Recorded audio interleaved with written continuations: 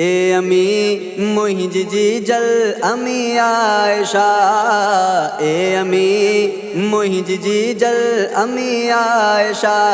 तो मथा सदके सदके तो मथा सदके ही तुझा सब बचा।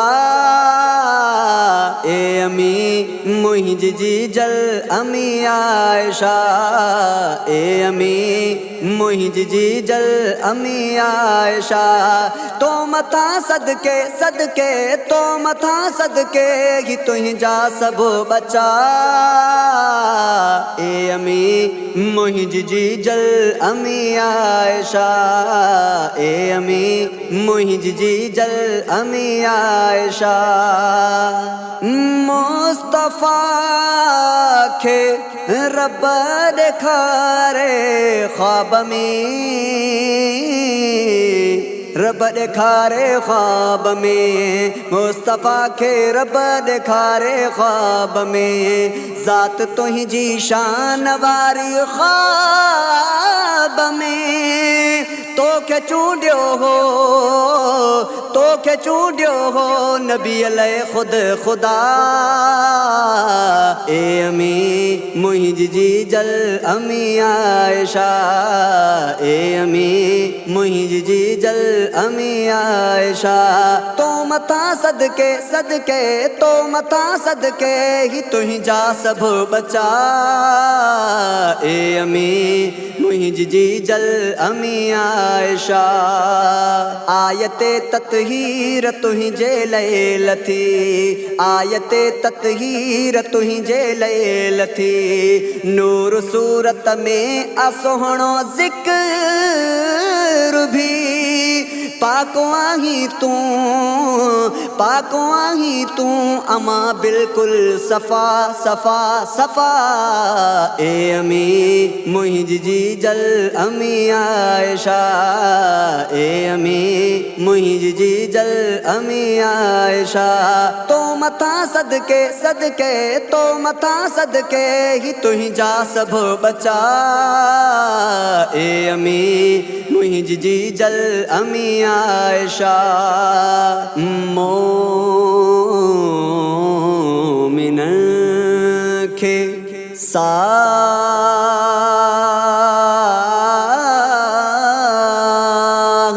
खां प्यारी अमा। मोमिन खे साह खां प्यारी अमा।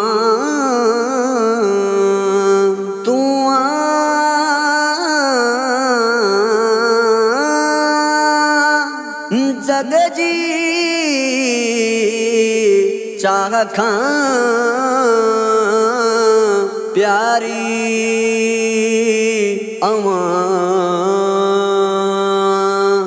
मोमिनन खे साह खां प्यारी अमा, मोमिनन खे साह खां प्यारी अमा। तू जग जी चाह खां प्यारी अमा।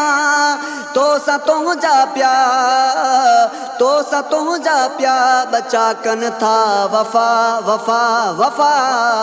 ए अमी मुहिंजी जी जल अमी आयशा, ए अमी मुहिंजी जी जल अमी आयशा। जून 13 17 रमज़ान ते, जून 13 17 रमज़ान ते। गमज़दा उम्मत सजी थी वफ़ात ते।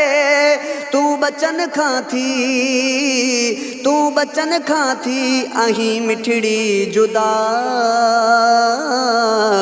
ए अमी मुहिंजी जी जल अमी आयशा, ए अमी मुहिंजी जी जल अमी आयशा। तो मथा सदके सदके तो मथा सदके ही तुझा सब बचा। ए अमी मुहिंजी जी जल अमी आयशा। 17 रमज़ान अंगारे रात जो, 17 रमज़ान अंगारे रात जो। हिन सॼी उम्मत खे आहे ग़म रसियो। तुंहिंजे विछड़ण ते तुंहिंजे विछड़ण ते रोना असहाब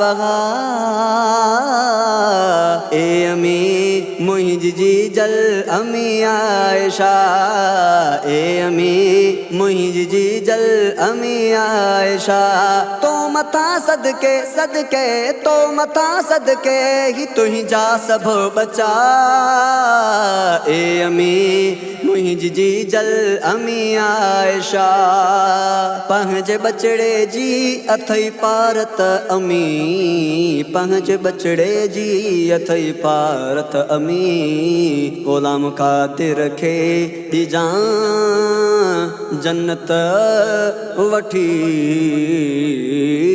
पंहिंजे बचड़े जी अथई पारत अमी पंहिंजे बचड़े जी अथई पारत अमी पंहिंजे बचड़े जी अथई पारत अमी ग़ुलाम क़ादिर खे ॾिजां जन्नत वठी सार ले जा